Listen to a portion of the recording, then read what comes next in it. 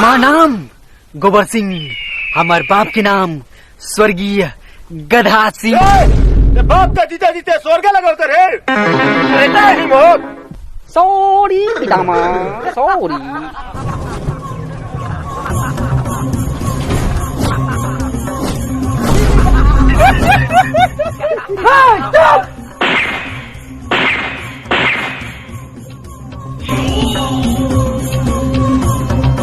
सब तारा वजह से होता, सब तारा वजह से। सर मारा मैं चल रहा लूटी साथ हमले बिकला के पैदा हो गए।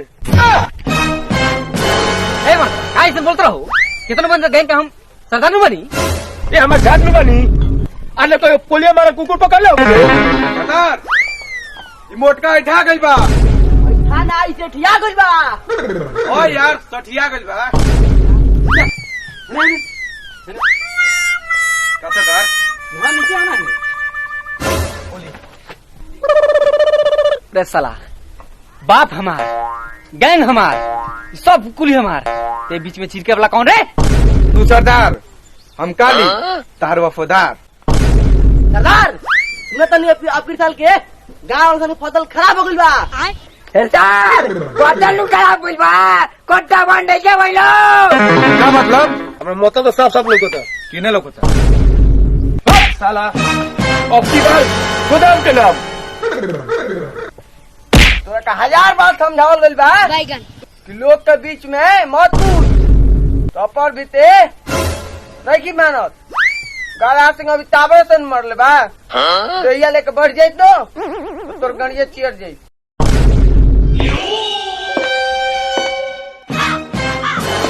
बहुत लोग फायदा उठाइल, बहुत लोग खइल। गजाज बम और बंदूक तैयार रख, शाम के हमला करे के बा गोदाम पर। सरदार तू बम के बात करता रहो, बम तो साला एक गो चढ़ है और वो तो साला जाके पोखरा के बान्हा पर सुतरी के बोरा में साला बांध के लुकइले बा। वो बम के कोनो माई बाबा सरबाजी की न बाजी, आ तू वही बम पर घुमार के लिए बड़ाओ। सारा कुछ बुझात नहीं है कि ये गुरु हमें बम कारतूस सब चीज के जरूरत बा, लेकिन तू तो बस खाली अपना अय्यासी में कोनो चीज के ध्यान रखते नहीं को। हाँ तो का भइल, कम से कम एगो तो मानू। ए सरदार तू तो बम एके गो रहे, वो तार मालवा नहीं के गोर की ओकरे भी हमें तो हमने के फोड़ देले बनी सो। कोलिया नु नहीं के बंदूक कानू ए हमर झाट खा के चली बका। बंदूक है न बा, गोली उली नहीं खे। अब गेनु एक बड़ा गोली दे ले रही हो।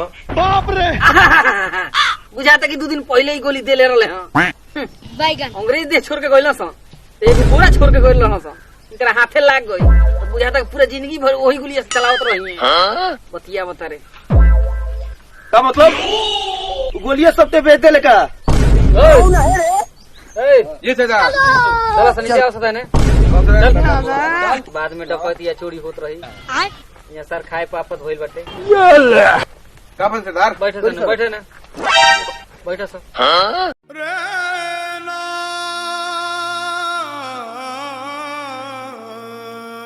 हाँ तो रोजीना तरह 1 ट्रे अंडा चाहिए। अबे साले 5 केजी मुर्गा चाहिए। बैगन है इतना पूरे गैंग के लेके खियावत नहीं, कहाँ से गोलियन बेच बेच के खियावत नहीं। बाप रे सरदार हमनी के नाम मालूम इतना अच्छा आदमी राउड डीगे रखल गाड़ के भार के कसम हमने के अपन गाड़ मरवा के राउड कर्जा के नखी से उतार सको सरदार। अरे साला कौन की इज्जत तरह सकी इज्जत उतार तरह सरे। लेकिन 1 सेकंड अय्या माँ भाइयों कई जान बंद उठ लिया छोड़ा चौलाद नहीं गए हमारे काजू पिस्ता बादाम खाई आए कहाँ करा लो बड़ा बैगन काजू पिस्ता बादाम लिया से खिलाओ ना तो गोलियां मार दे। बाप रे रख भीतर पहले। अबे साले भीतर रख, नीचे ना भीतर रख।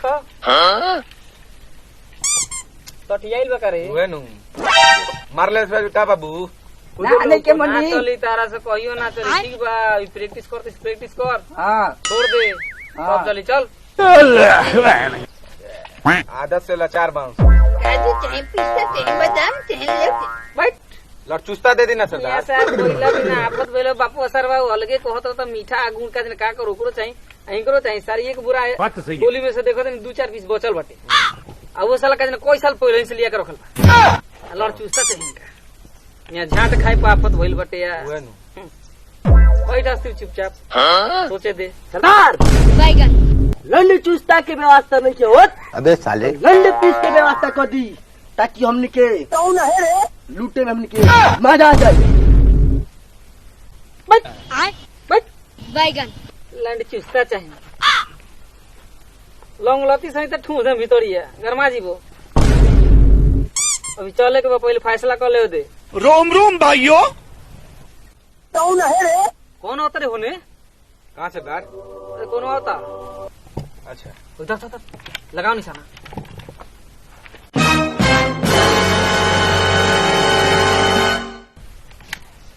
अभी मैं गाली नहीं दे सरदार गोली तो झाड़ देवो ना अपो दूनी गोलियां लोड करके चला दी क्या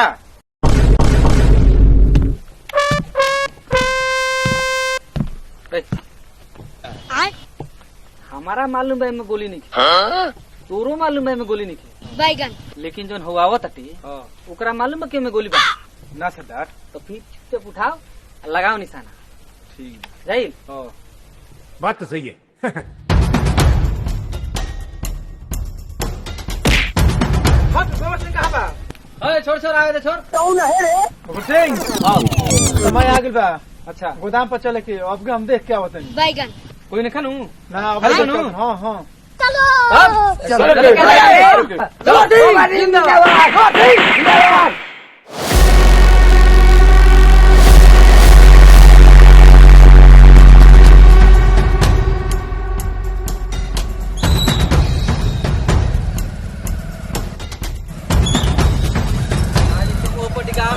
चोरी कर दे बतावा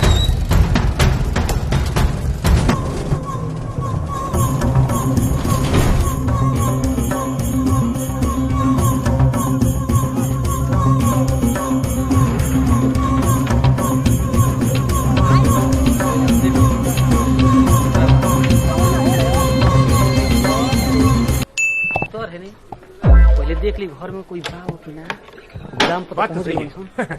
सन। देख लिया पहले कोई होई नहीं सन वैसा हम बता दे ठीक बा पहले हम देख ले हाँ ठीक बात तो सही है।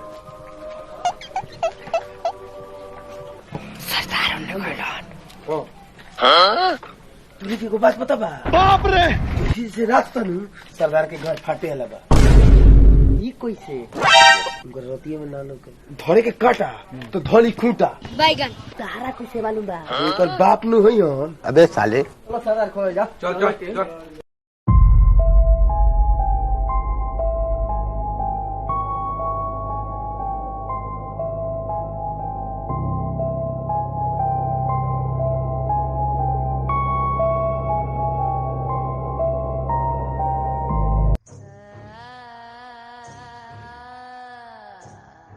पीछे देखो पीछे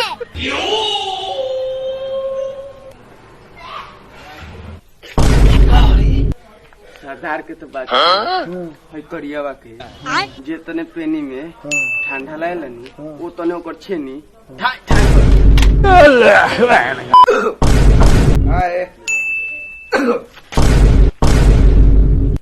बाप रे कौन है रे बाप रे सला रे बाप रे माथे चूद पहुंच के भाग पड़ा चूद अबे साले रोम रोम भाइयों अरे बाप रे बाप उदानी खांसी होल का रे कैसे डकैती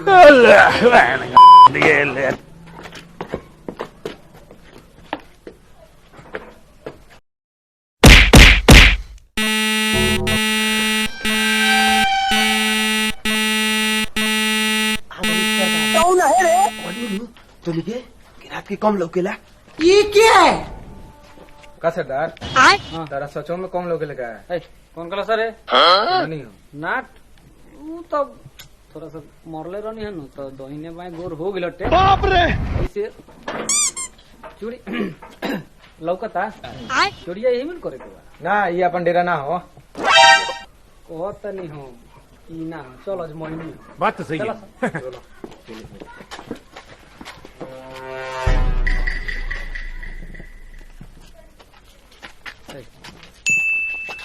चलो ना तनी को नहीं खमन तारा तो मालूम बा ना मतलब के खोदी ले लागे समझ तर कि ना ठीक बा चलो चलो कौन है रे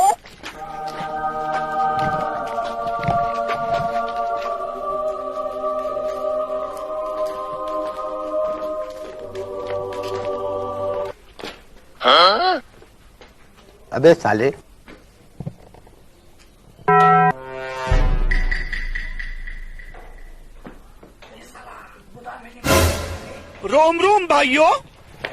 अरे सरदार तो हो जो छूट गए कहानी नु उनका ना लोग ले चलो सरदार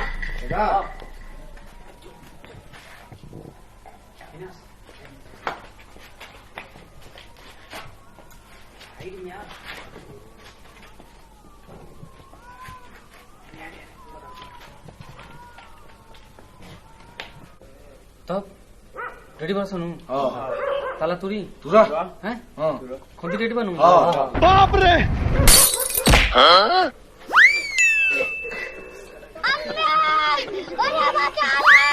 इतना कौन सी भारी लगा सरदार कारी जो धरे के नु खोती वो हमारा धोले ले बड़ी हथियार कौनती कौन सी तरह मांगो तो नहीं आता ताला तू मरते हेने लूटा तारा लूटे के होने चलो तार दिमाग का काम नहीं करे चलो चलो तेनु होने लुटे के हम कहीं के हगी हो का तो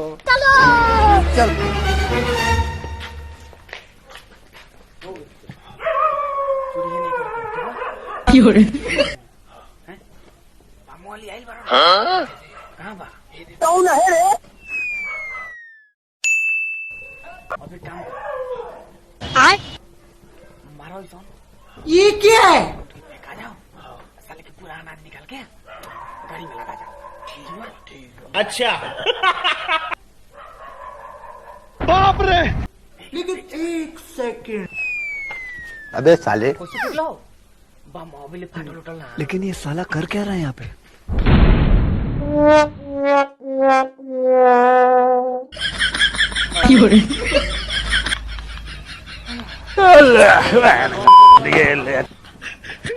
मोबाइल का बड़ा पूरा ठीक ठाक बारो गावरा ठीक बनी पूरा फाट फुट के बेकार में के बैगन के कोने सरवा गिर गइल हिनी ना साइकिल में हां कनी के का अरे तो कनी के गइलो ये क्या है हमने के जाम से देर में काहे से कि बम तो ठीक ठाक पकड़ा ना तो 50 बार बोलो नहीं कि नहीं चला के पके के बाप के कर लो मैंने तो किया कर लो तू तो कभी का पकड़ा बाप रे बुढ़ारी में का कर ले बेटा